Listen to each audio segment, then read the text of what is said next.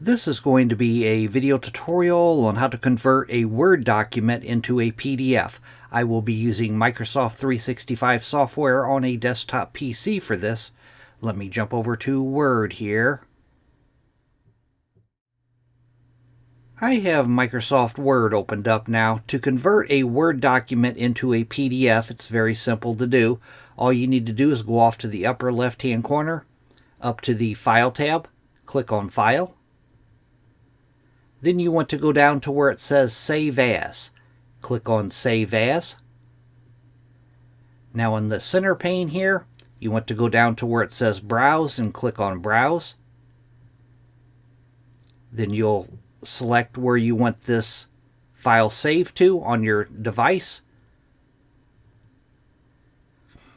Then next to file name, you can rename your file if you would like. I'm going to leave mine the way it is. Then the next thing down, Save As Type. As you can see, this is going to be saved as a Word document, but I'm going to click that drop down, and I'm going to go down to where it says PDF. You want to click on PDF.